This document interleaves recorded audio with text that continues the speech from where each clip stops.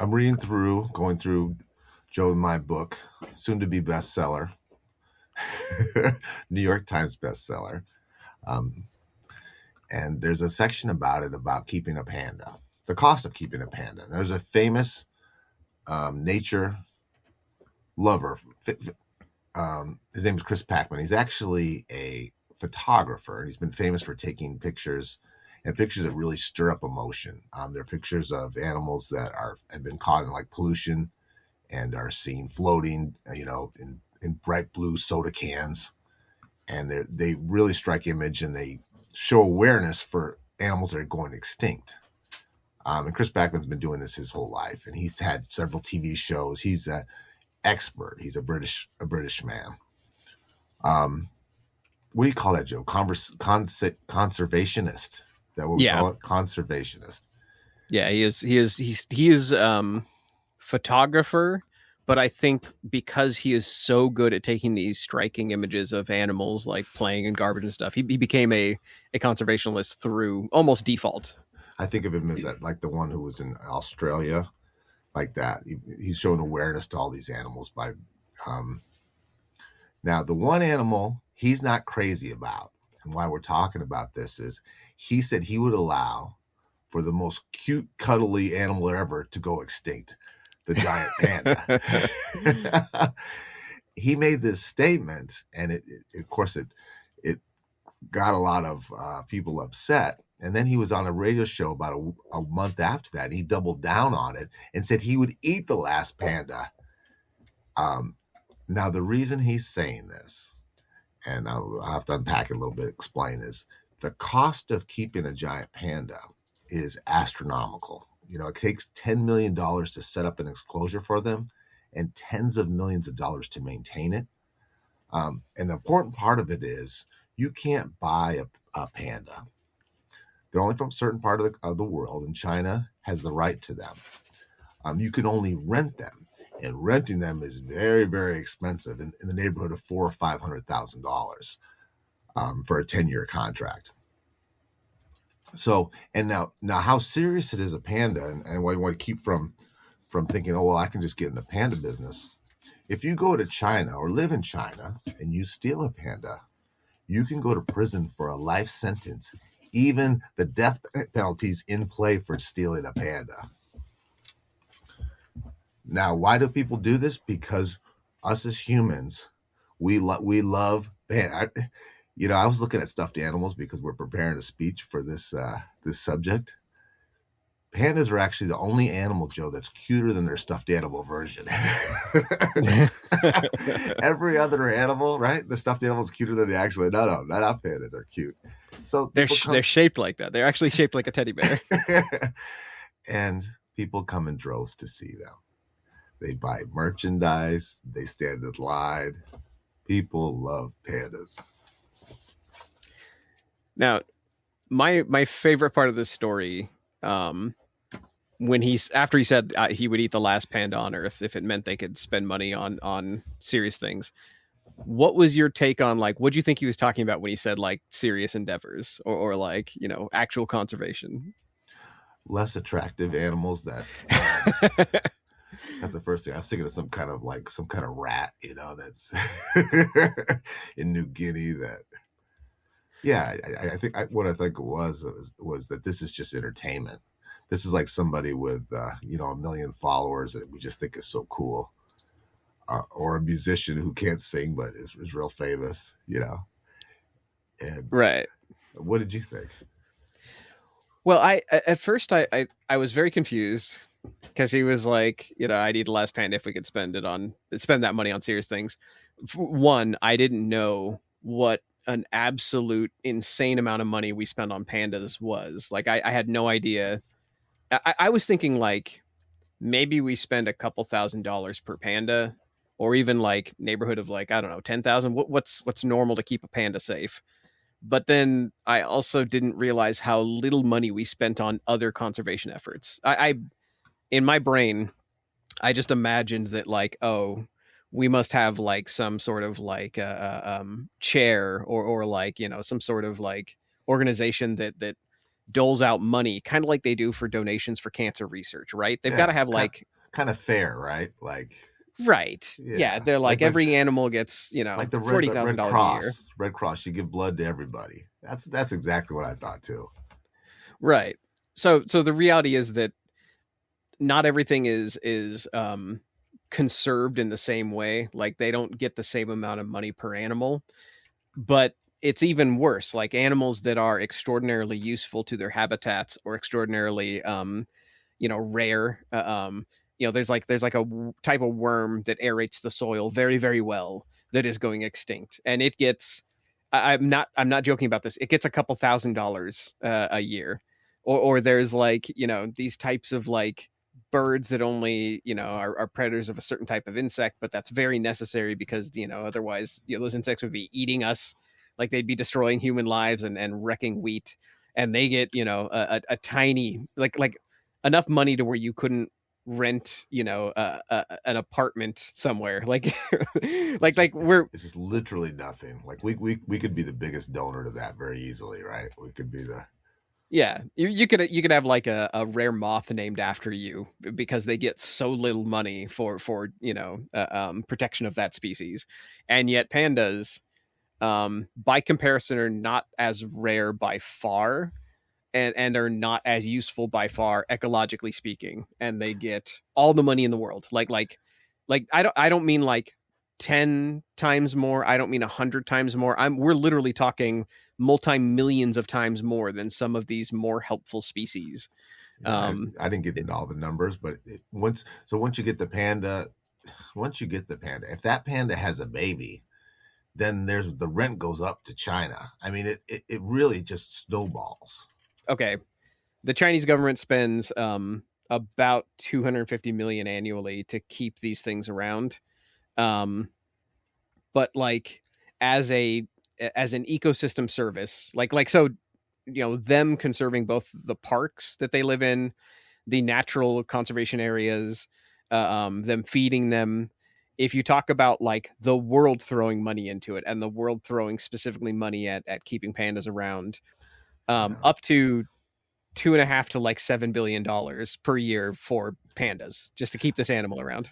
I think that we're quoting prices from 1997. I have the feeling, Yeah. I have a feeling these are going up as we speak. So we don't sound like crazy people. Like so we're not just like panda haters. There's a list of low funded species, and it's got hundreds of species on that list, and they receive less than 1,000 per year. Some of the species on the conservation list receive $0. So like there's things out there that are dying, or that deserve conservation because they fill an ecological niche, and they get nothing, or basically the amount of money that you would pay for your family's Netflix subscription, or something like that. Like it's an amount of money that a single family could easily afford to save this species. They receive nothing, whereas giant pandas are over here raking in the multi-billions. Well, isn't it saying too that it's not going anywhere? That money is not saving anything either, right? It's just for entertainment purposes. Well, that's the other part is a lot of people are probably shaking their heads being like, yes, pandas are cute. What's your problem, jerks? And, we're saving the pandas. That's the other problem is that all of this conservation effort has really led to about less than a dozen pandas being released back into the wild, with like a fraction of that surviving in the wild. And those are on conservations that are already established by the Chinese government. So it's like there is a pretty good argument to be made that like we're treating these like nature's most precious creature. Like we're spending an amount of money that if you were an alien who came down to like investigate, you'd be like, oh, they worship these creatures. Like they worship pandas. Like this must be the most important creature in their Yeah, wildlife. Like it must be if these pandas it die, must do humans. something. Yeah, it must do Yeah, something to do for their oxygen levels or something, right? right. If pandas die, it must mean that humans also die. The amount of money we spend on it is that ridiculous. And meanwhile, species that do quite a lot for us are receiving almost nothing. Even Um, cartoons of pandas aren't as cute as the real pandas. I can tell you this though, when I go to the zoo, and I am a zoo avid goer, I've gone to the zoo since I was a little boy. If I have a date when I was single, that's where I would take the women. I love the zoo. I think I spend equal time with ugly animals and cute animals. I don't think it, you know. Now I found the world's ugliest animal that's going extinct. please. Okay, I found it, and I'm going to put it in the show notes. But it's called the blobfish, and I can't pronounce its real name. And Oh it my looks, God. look it up. It's called the blobfish. It looks about what it sounds like. It looks like a hippopotamus. That's, you know what I mean. But if we took the money and saved your worms and this blobfish, and went, you know, and did it quietly. It is the grossest thing on earth. Like, I don't know if you've seen the it, blobfish. it looks like something that you sneeze up when you're really, really sick, you know. That is a perfect description. Yes, it is. That is what it is. Um, yeah, okay. So I want to bring this back to, like, how does this affect us as humans every day? Because people are probably listening to this and rolling their eyes and being like, I like pandas. I want to donate to what I want. How does how can I improve from this knowledge that, like, we treat pandas amazing, but we treat the family pet like it is common, like it is just boring and it just sits there, or we treat, you know, uh, um, exotic cancers like it deserve. Like, if it has sick kids in the commercial, I will give money. If it's something that I will literally get later, I don't care. Like, it's I want to donate to something that makes me feel charged and good and energized. I want to donate to something that feels like I want a sticker. Damn it! I want something.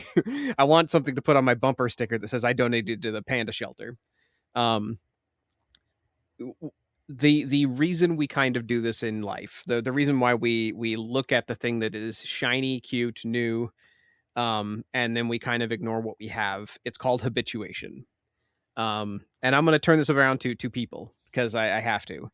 Um, how often have you been in a relationship where you kind of stop paying attention to some of their stuff? Like, not all the time and not with everything, but, like, you've heard them talk about certain things too many times and you're just kind of like, I'm going to half tune in and I'm going to mentally focus on the movie I watched last night.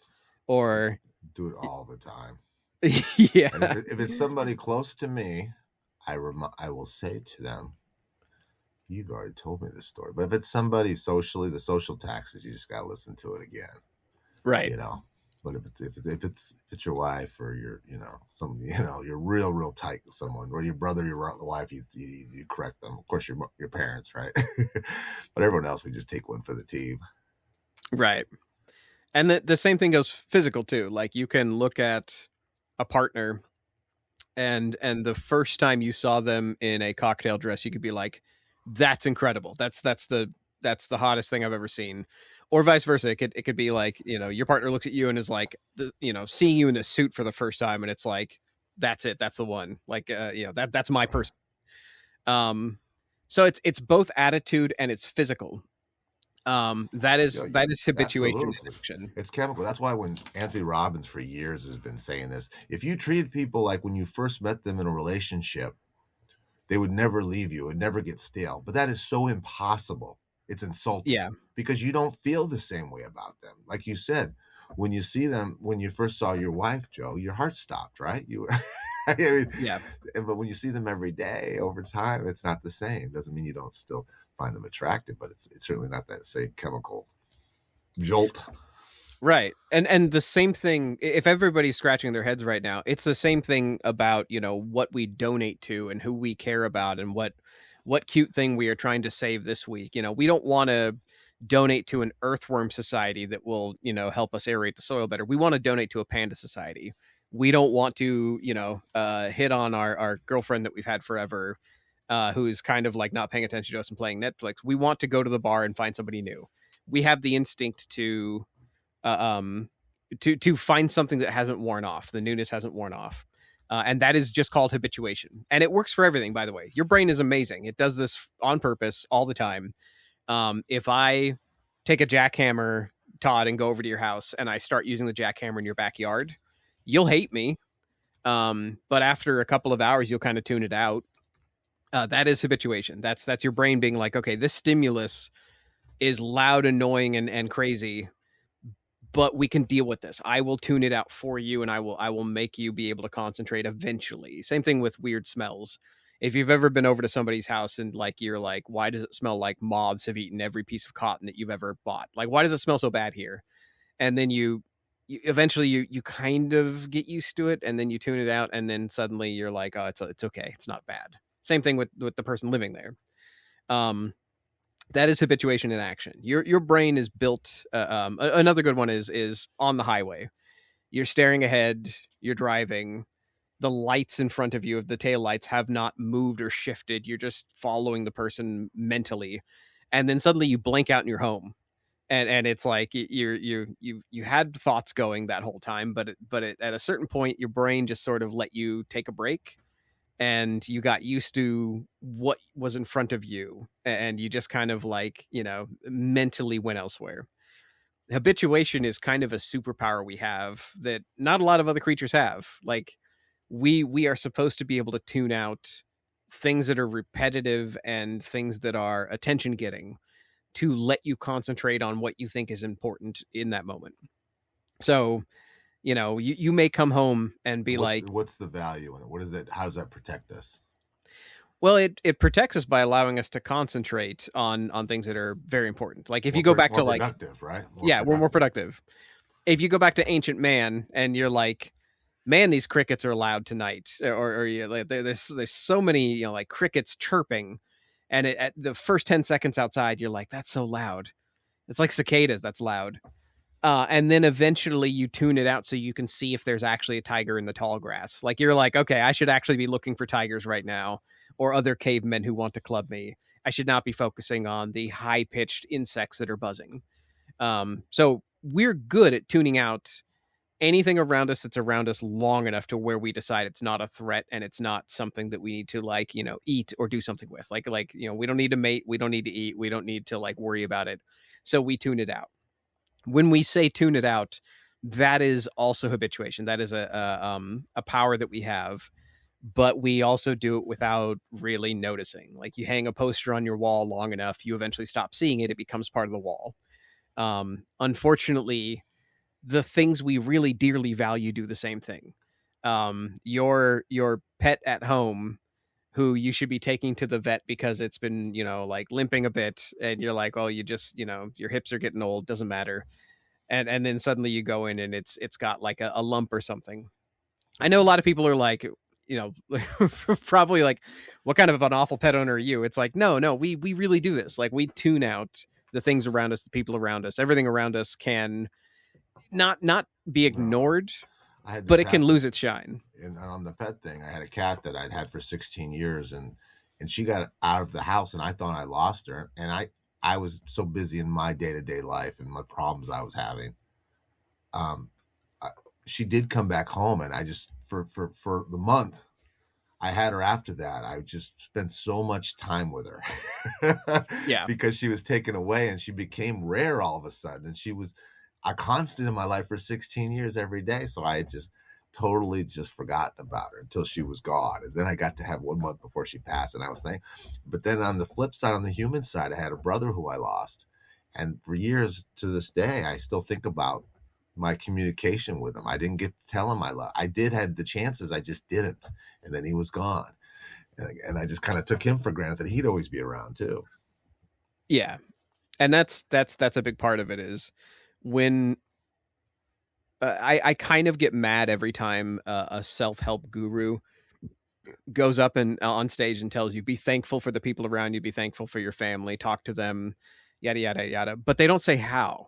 They don't even mention habituation or that people get normalized around you. The shine goes off them. You stop paying attention when they tell you the story that you've heard 1,000 times. It's not about you need to find a way to like be interested again. That's boring self-help, Yeah, nonsense. What actually needs to happen is like, one, habituation is not bad for a relationship. It means you can actually tune out the bad stuff. It's a double-edged sword. If they smack when they eat and you hate it, or if they have a weird way of snoring, or if they like, are messy, you can start tuning out the bad things unless you have Ah, another beef with them. Like if that's they're emotionally interesting. not supporting you, then you'll find more to be angry about. But if they are emotionally supportive, But do you get callous to that stuff too? So you can focus on, there's a stage of courting, there's a stage of being with someone. I guess we're talking about romantic, all relationships, right? There's a stage when you're at a new job, learning the training and stuff. But then once you get comfortable with that person and they're comfortable with your little weird things, your breathing and everything, then you can really shoot forward and start working on goals and not right. be just so focused on this new relationship. Right, exactly. This actually could be kind of like an unofficial sequel to our love episode. We had an episode where we talked about and tracked the chemical stages of love, and when you eventually get out of the obsession stage and you get into the fondness stage. And at that stage, that's when you can start focusing on other stuff together. You guys can start making goals together that aren't just, have a romantic fling or have a sexy night. You can start thinking about, okay, what is our life going to look like, when we invest in something? What was it going to look like when we go to like buy a car or, change jobs? Um, so habituation is a good thing because it lets you think about the next steps, stop focusing so much on small stuff, and it lets you get over the little negatives that you don't like about them. But it also means the shine can come off. You can start thinking of them less like a panda and more like a house cat.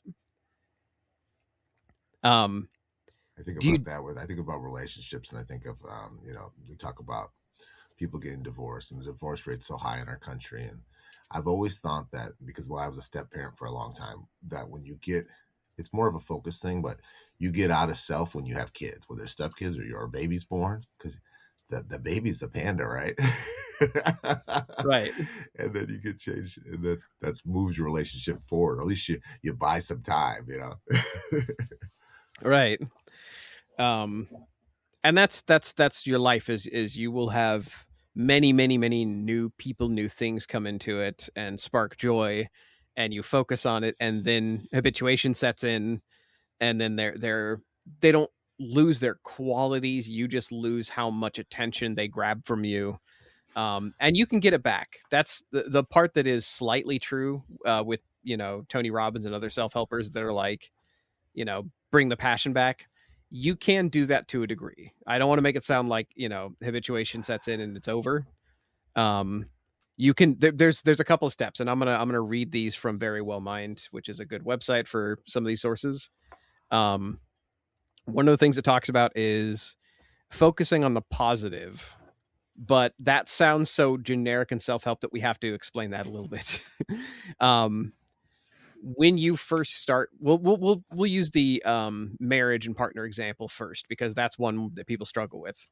Um, if you have a partner that you haven't felt the same way for a long time about, it is better to recall the feelings that you had for them at the start of your relationship, what you first notice about them, and the things that have gotten better from that. So when you first met them, maybe they were extra charming to you, or maybe they were just very passionate. You enjoyed seeing that passion in them. There's going to be qualities about them that haven't changed, that are exactly the same, that you've just become habituated over. So you can go back and look at that person, and kind of like listening to a song that used to be one of your favorite hits, you can go back and you can focus on it while you enjoy it, and It's it will, interesting. yeah, it'll feel good again, not in the same newness way, but in a way of like, oh yeah, no, I do like this a lot, like this is a banger, like this is still good. Have you ever been telling someone, just talking about somebody, someone who's not with you, you're gossiping, and not in a negative way about someone, and you'll say something, and the person will correct you and go, "Oh no, Joe's really good at that," and then they give you an example, and then it kind of hits you in the face, like, "Oh, I never thought he would be that good at that." It's like almost taking inventory of things that you like about that person, you know, and Yeah, reminding actually, yourself. you said something magical there, taking an inventory of what you like of them. That is such a good way to put it. Sorry, I didn't want to interrupt, but like that deserves pointing out, because that is a fantastic way of putting it. um another way to do this is once you have taken that inventory that Todd is talking about, practicing gratitude.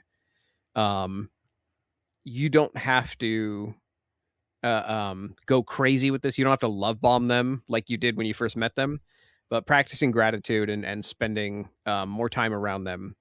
Um, it's easy to find things that irritate you, but if you go into it setting up a situation where you can enjoy their good qualities, it makes it more satisfying, and it makes it more satisfying to connect again too. Um, I think too, reminding, communicating to the things that you really like about that person.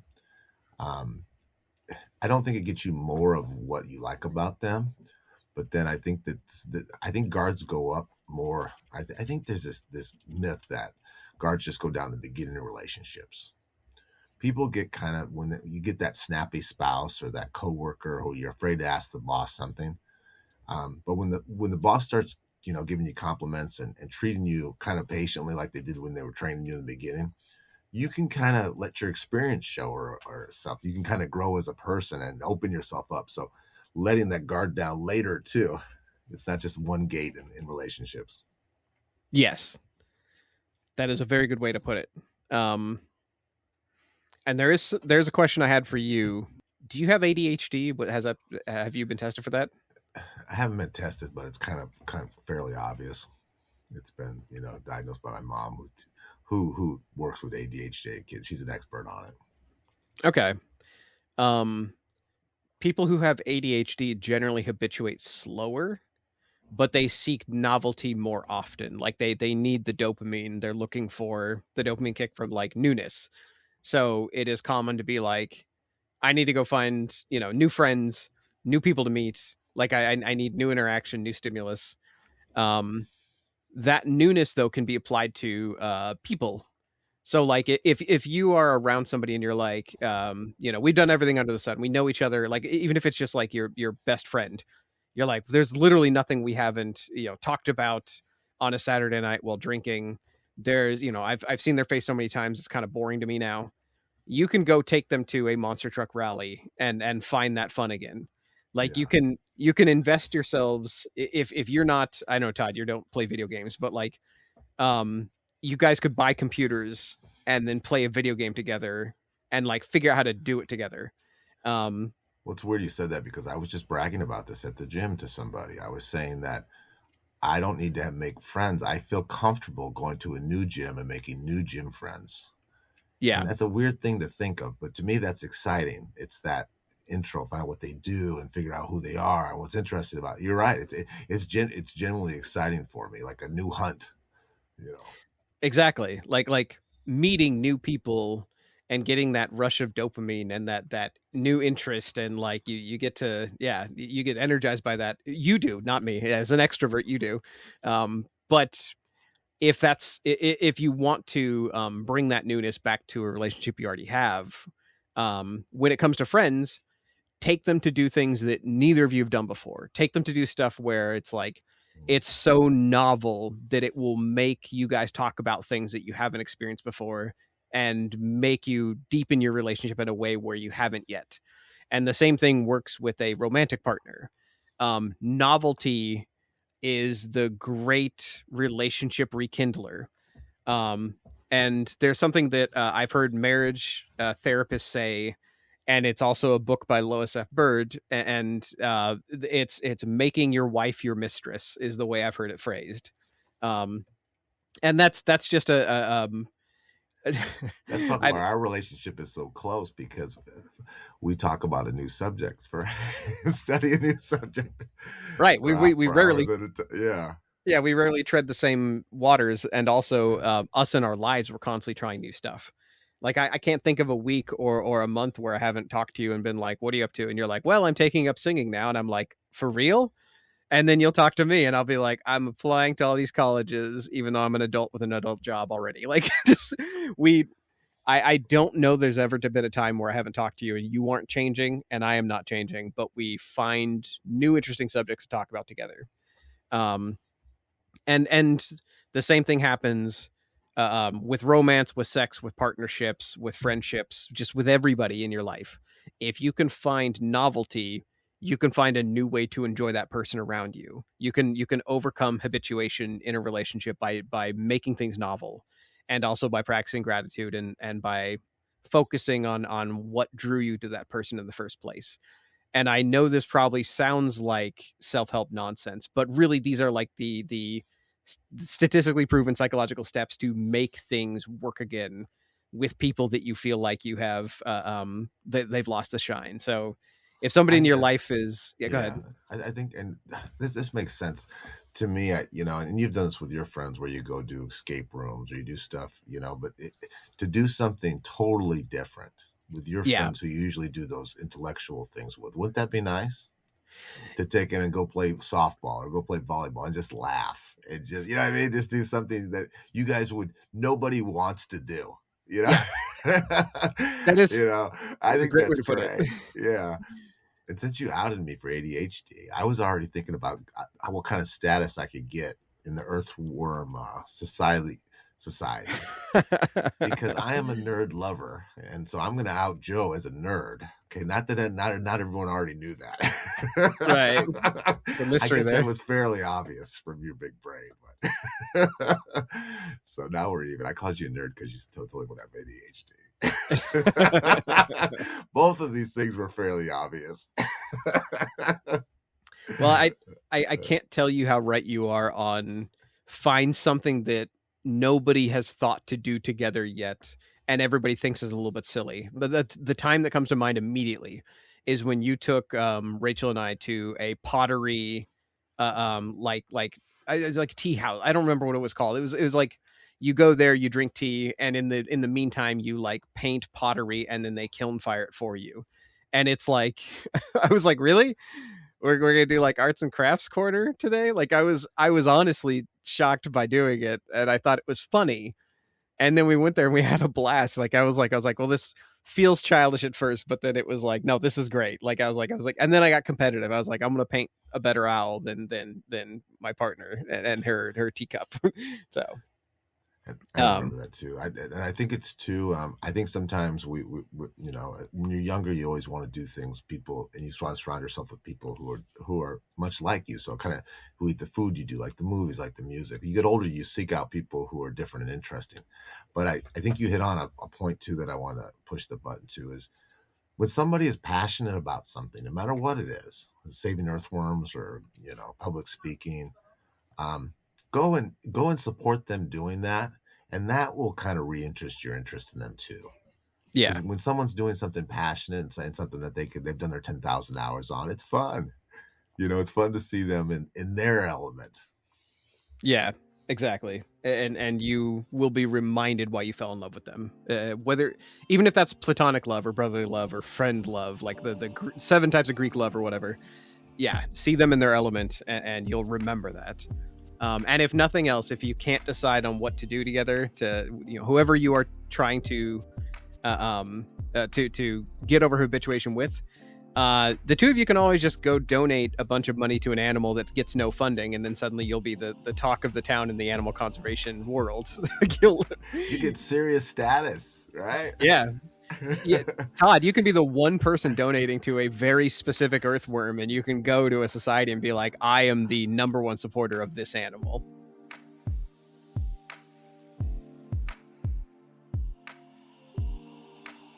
You've been listening to the Re-Engineered You.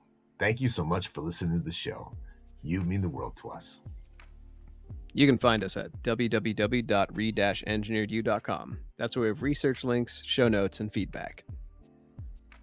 We're not experts in anything, but we've got an opinion on everything.